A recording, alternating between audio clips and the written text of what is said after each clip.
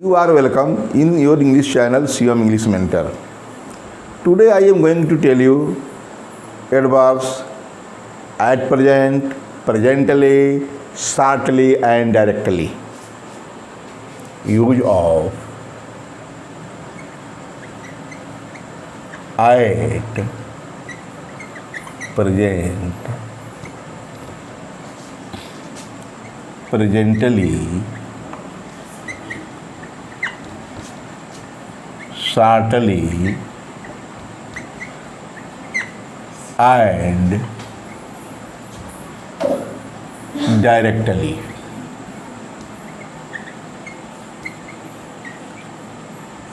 देखा यही at present, presently, shortly and directly, ये सभी एडवर्ब्स ऑफ टाइम है और लगभग अर्थ भी सेम है, थोड़ा बहुत अंतर है। At present now A days, और नाउ मतलब इन दिनों, आजकल। प्रेजेंटली एट प्रेजेंट में देखिए, at present now A days, presently in दिनों या इस समय, शॉर्टली संक्षिप्त में, डायरेक्टली सीधे तौर पर। बस इसी अर्थ के अनुसार बताना है। शुरू करता हूँ एट प्रेजेंट का। पहला एट प्रेजेंट का प्रयोग, एट प्रेजेंट ये बता दूँ सभी के बारे में जानिए कि एडवर्ब्स ऑफ टाइम है। सभी एडवर्ब्स ऑफ टाइम, कम से कम ये तो नहीं लिखना पड़ेगा, ठीक। एट प्रेजेंट का प्रयोग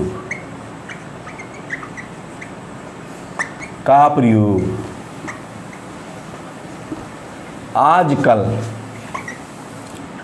आजकल,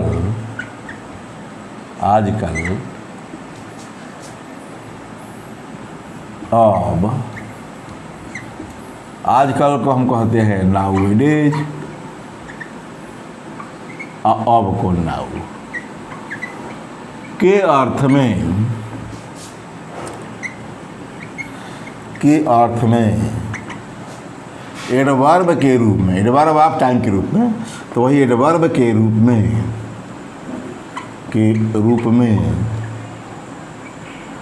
प्रेजेंट टेंस में होता है, प्रेजेंट टेंस में होता है, में होता है।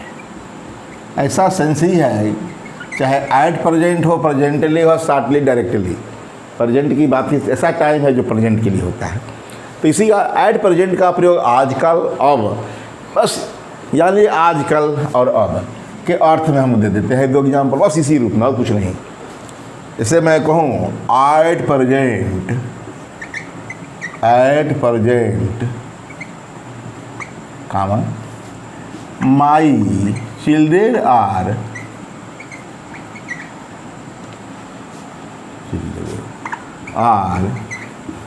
Preparing for the examination, the preparing for, इसलिए मैं लिख दें preparing for the examination, examination, ठीक। इसका अर्थ हुआ एट प्रेजेंट में नाउ ए डेज, इन दिनों, आजकल, नाउ ए डेज, आजकल। आप सब बता दीजिए।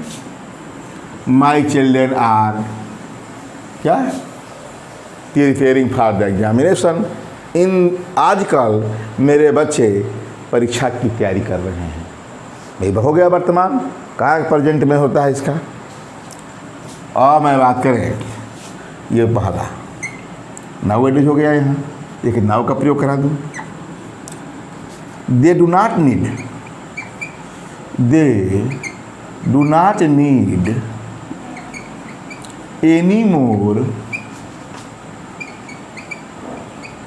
At present. आपने दो चीज़ देखा होगा, एट प्रेजेंट शुरू में लिया और बाद में लिया। एट प्रेजेंट पर कामा दिया, नहीं देंगे कभी चलेगा। Eight present my they do not need any more at present, ठीक है। कहने का मतलब कि ये पूरे सेंटेंस को मॉडिफाई करते हैं, ठीक है। पूरे sentence at present my children are preparing, तो my children are preparing for the examinations, ठीक है। ये एट प्रेजेंट इनको पूरा मॉडिफाई कर रहा है, पूरा सेंटेंस को, सेंटेंस की विशेषता बता रहा है। दूसरा हम देखिए, they do not need any more at present now, now cursor में दिया। अब they do not need any more, अब उन्हें एनी मोर और ज़्यादा की आवश्यकता नहीं है, मतलब वर्तमान में अब उन्हें जैसे कोई सामान दिया जा रहा है, अरे बहुत इनफ है, पर्याप्त है। दे डू नॉट नीड, अरे उनको कोई आवश्यकता नहीं है, वही है, नीड का प्रयोग है। तो they do not need any more at present, ठीक। तो ये बताया हो गया एट प्रेजेंट का प्रयोग। और बात करें प्रेजेंटली का, रूल नंबर 2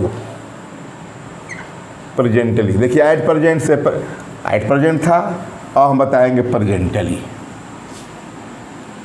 4 है, चारों के बारे में थोड़ा बहुत बता देना है। थोड़ा डायरेक्टली में है थोड़ा बहुत अर्थ विशेष, थोड़ा नहीं तो ये तो हो गया। ये प्रेजेंट का प्रेजेंटली, प्रेजेंटली, प्रेजेंटली का प्रयोग इन दिनों या इन समय, इन दिनों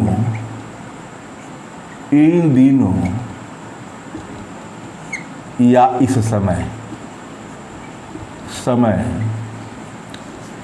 के अर्थ में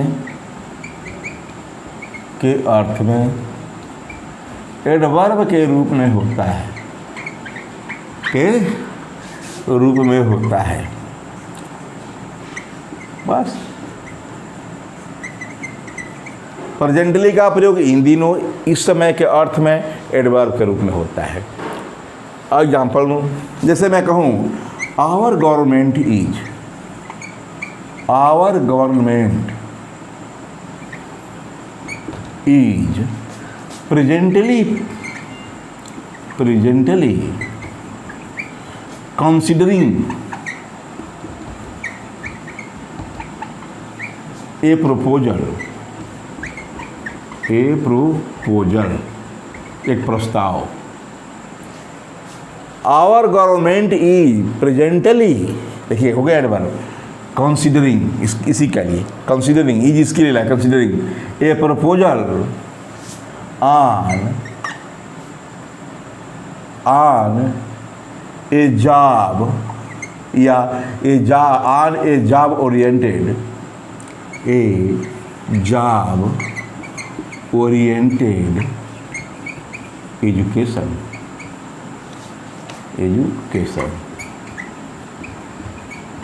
देखा।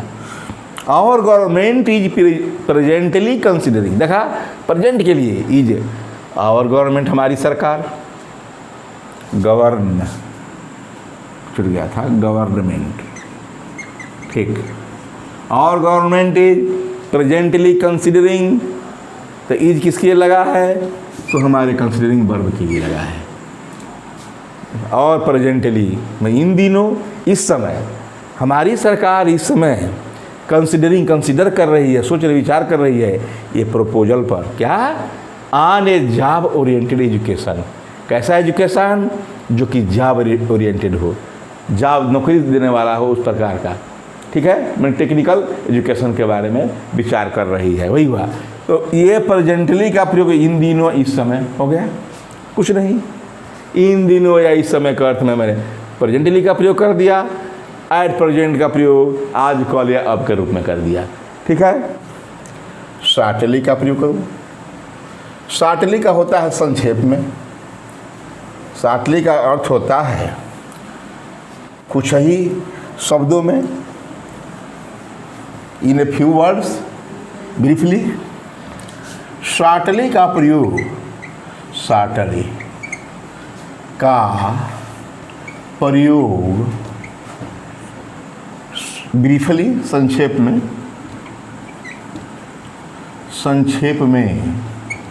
मैं ब्रीफली, ठीक है, संक्षेप में, इन ब्रीफ या इन ब्रीफ कहते हैं संक्षेप में, या कुछ ही शब्दों में, कुछ ही शब्दों में, in few words, in few words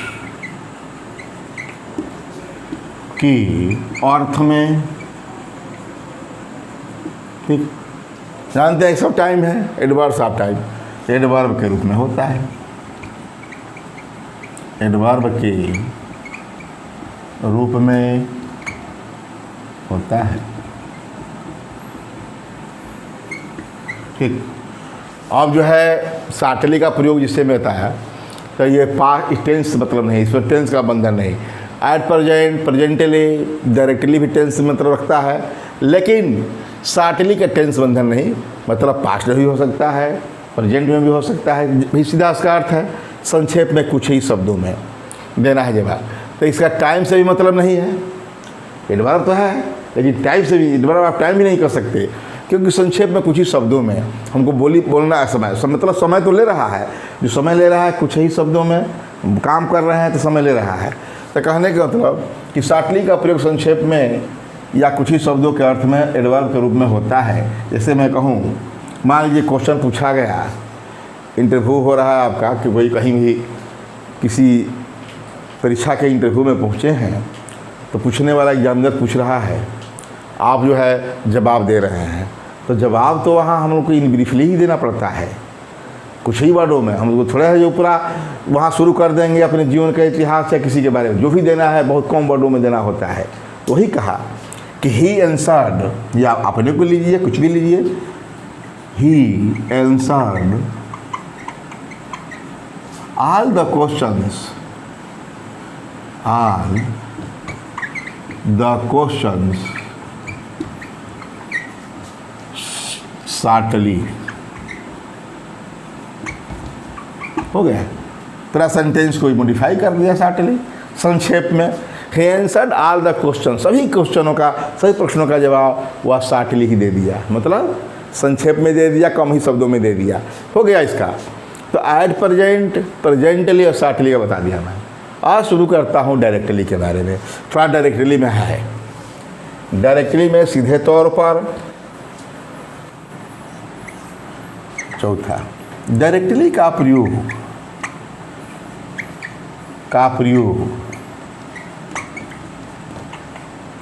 सीधे तौर के अर्थ में, सीधे तौर पर के अर्थ में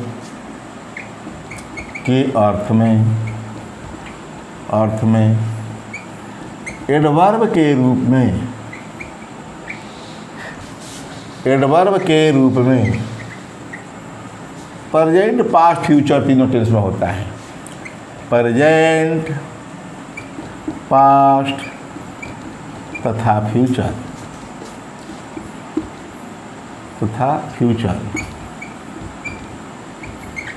हो गया।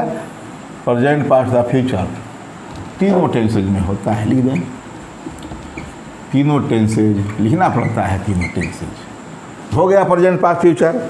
तो प्रेजेंट, पास्ट, फ्यूचर तीनों टेंसेज में होता है डायरेक्टली का प्रयोग।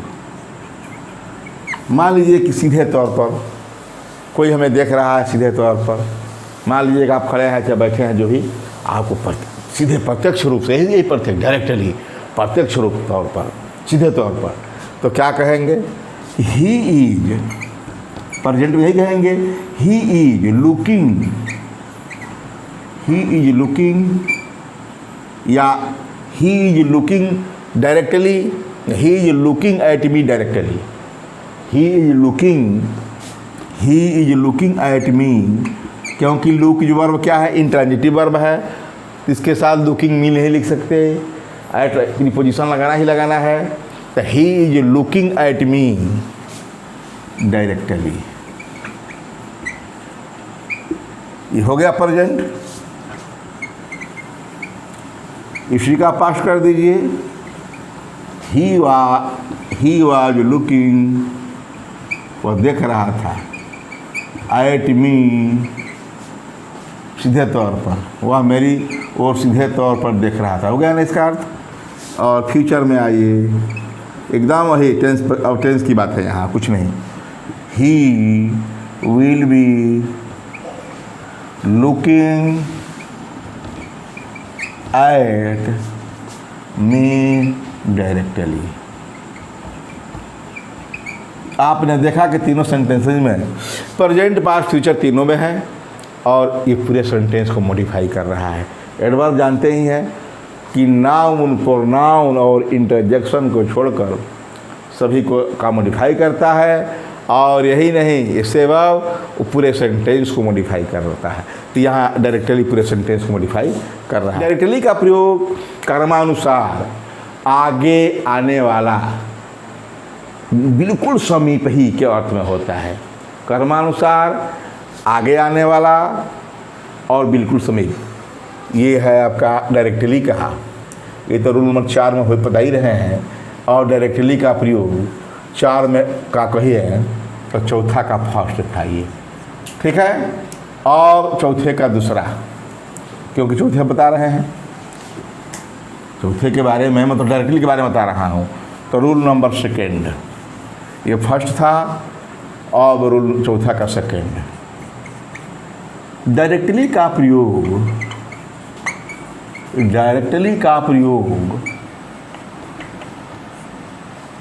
कर्मानुसार सीधे तौर पर है। कर्मानुसार आगे आने वाला या आगे वाला, क्या कर्मानुसार आगे वाला, बिल्कुल समीप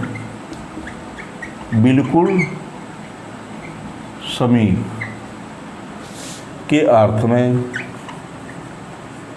समीप के अर्थ में होता है, के अर्थ में एडवर्ब के रूप में होता है। याद रहे, अब एडवर्ब के रूप में होता है, क्योंकि डायरेक्टली का प्रयोग कंजक्शन का भी रूप में होता है, बताएंगे। एडवर्ब के रूप में होता है।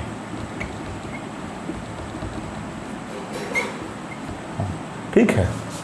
अब टेंस की कोई बात बता रही, क्योंकि डायरेक्टली जो है प्रेजेंट, पास्ट, फ्यूचर किसी में से प्रयोग होता है। जैसे मैं कहूँ माई कार वाज, मान भीड़ लगी थी, हम लोग मान जा रहे थे कहीं भ्रमण करने, तो my car was parked, my car was parked. Directly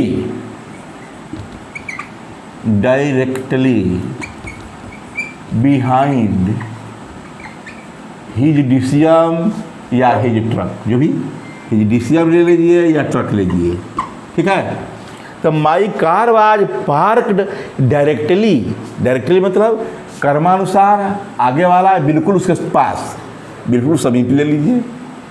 तो माई कार वाज पार्क्ड, मेरी कार जो है पार्क्ड की गई थी, रुकी गई थी डायरेक्टली बिहाइंड हिज डिसियम, या यहाँ ट्रक लिख लीजिए, बड़ी गाड़ी, बिहाइंड हिज ट्रक, उसके ट्रक का, कोई व्यक्ति का ट्रक है, उसके ट्रक के ठीक पीछे, मतलब बिल्कुल समीप में ले ले। अच्छा है, बिल्कुल समीप, कोई कर्मानुसार तो है ही, गाड़ियाँ लगेगी तो सीधे लाइन से लगेगी। तो my car was parked directly, बिल्कुल समीप, बिहाइंड हिज ट्रक, उसके ट्रक के पीछे बिल्कुल समीप जो है मेरी कार थी, पार्क की गई थी। हो गया। डायरेक्टली का प्रयोग कर्मानुसार आगे वाला है, बिल्कुल समीप के। डायरेक्टली का प्रयोग जो है कंजक्शन के रूप में भी होता है, ज्यों ही या जैसे ही के अर्थ में, ये तो बता दिया। और जो है रूल नंबर 3, चौथा का रूल नंबर 3, डायरेक्टली का प्रयोग कंजक्शन के रूप में का प्रयोग ज्यों ही जैसे ही, इसको कहते हैं हम एज सुन एज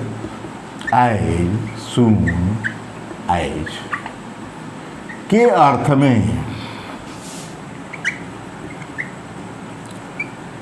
कंजक्शन के रूप में होता है।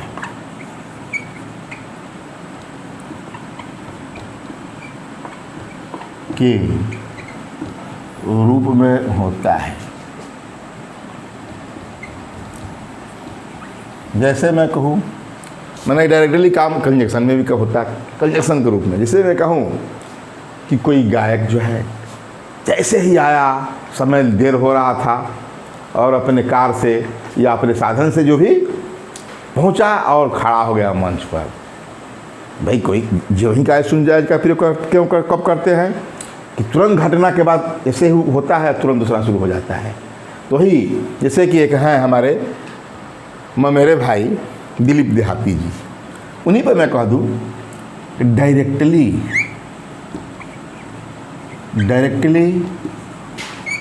Dilip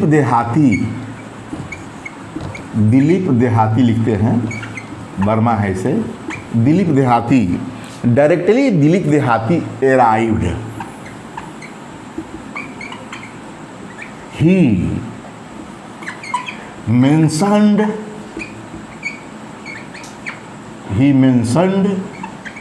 his program,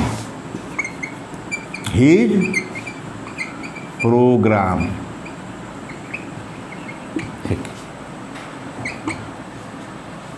directly as soon as, उसका अर्थ as soon as Dilip Dehati arrived ही मेंशन्ड, ये पहले प्रयोग किया गया है, याद रहे, एक कामा दे दिया गया। इसका मतलब कि ज्यों ही आए त्यों ही, हिंदी में वह ज्यों ही दिलीप देहाती पहुँचे त्यों ही, कामा का त्यों ही बताएंगे कंजक्शन, इसके बाद ठीक कंजक्शन बताना है।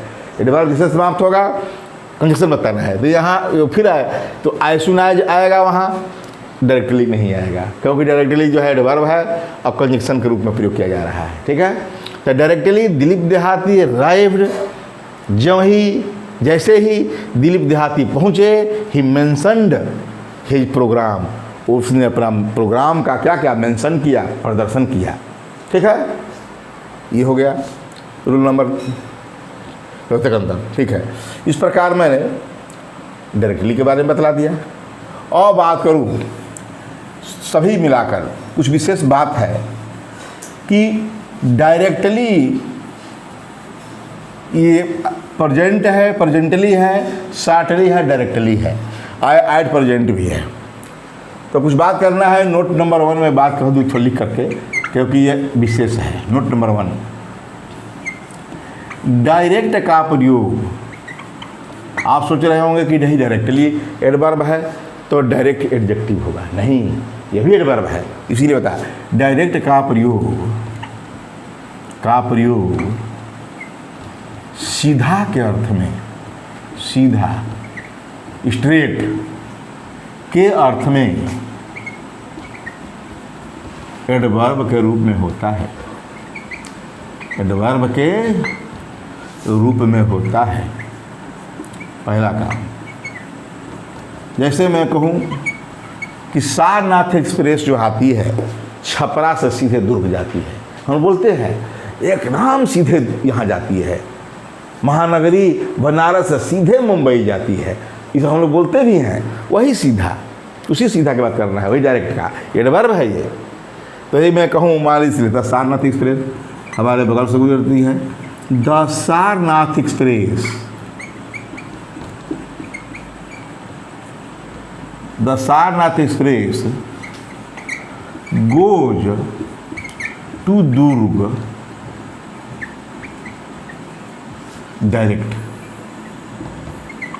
देखा, the Sarnath express goes to Durg direct, सीधा, मतलब बीच में कहीं रुकावट नहीं है कि यहाँ से रुक कर वहाँ जाएगी, मतलब यहाँ से वहाँ दूसरे जगह भेजा जाएगा, नहीं, जब चलती है छपरा से तो छपरा जंक्शन से डायरेक्ट वहाँ कहाँ पहुँचती है, दुर्ग में रुकती जाती है, लेकिन वो दुर्ग ही जाना है उसको, अंतिम पॉइंट। कुछ ऐसी भी ट्रेनें हैं कि डायरेक्ट की बात करें तो एक यहाँ से खुली, तो मान लीजिए कि अभी तो हमारे इंडिया में नहीं है कि बनारस से खुले दिल्ली पहुँचे, तो ऐसी ट्रेन को और हम कह सकते हैं आराम से। मान लो कोई ट्रेन ऐसी आ जाए कि जो हमारी वाराणसी से खुले सीधे दिल्ली ही रुके, तो उस ट्रेन को हम सीधे लिखेंगे। मान लो सपोज दैट कोई भी नाम हो उसका, तो कहेंगे कि द ट्रेन ई गोज टू दिल्ली डायरेक्ट। ठीक है, उसको तो और आराम से कहेंगे, लेकिन मान लीजिए हमारे लिए तो यही है कि the Sarnath express go to Durg direct, मतलब दुर्ग स्टेशन है वहाँ सीधे जाती है, मतलब उसमें रोका। तो सीधा कर, डायरेक्ट का प्रयोग सीधा का अर्थ में डेवलप के रूप में होता है। अब बात करें दूसरा, नोट नंबर 2। नोट नंबर 2 बात करूँ कि एट प्रेजेंटली शॉर्टली और डायरेक्ट प्रयोग शीघ्र ही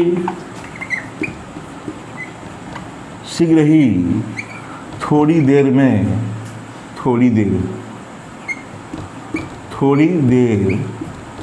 शीघ्र ही थोड़ी देर में या थोड़ी समय पहले, शीघ्र ही थोड़ी देर में या थोड़ी देर से पहले, जो भी हो एक ही अर्थ है, शीघ्र ही या थोड़ी देर में के अर्थ में प्रेजेंटली शॉर्टली और डायरेक्टली का प्रयोग होता है। प्रेजेंटली शॉर्टली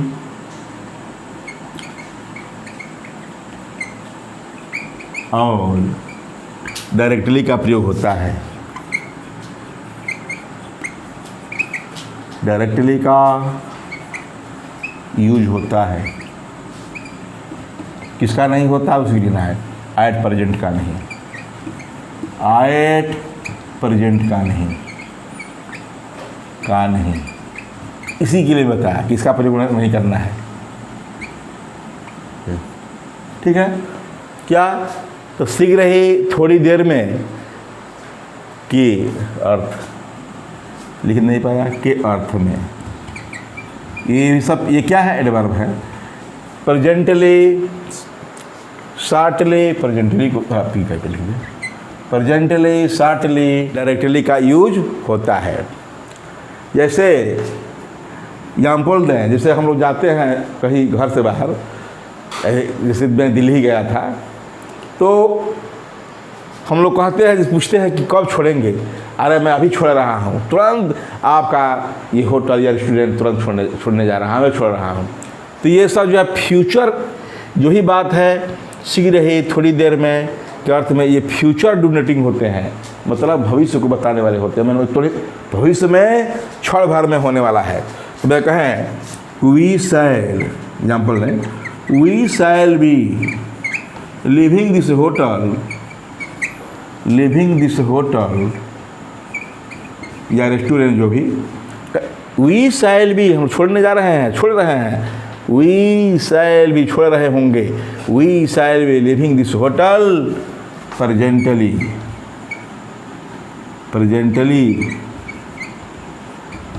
मतलब शीघ्र ही। अर्थ क्या हुआ, शीघ्र ही थोड़ी देर में, बस तुरंत, मतलब फ्यूचर एक्शन याद रहे, या फ्यूचर एक्शन कहलाता है, फ्यूचर एक्शन। तो फ्यूचर एक्शन की बात जब आ गई तो एट प्रेजेंट होगा नहीं, नाउ एट जिन दिनों की बात अब की बात करता है, आइए फ्यूचर एक्शन की बात कर रहा है। नहीं, ये काम किस में होता है, फ्यूचर एक्शन में, याद रहे।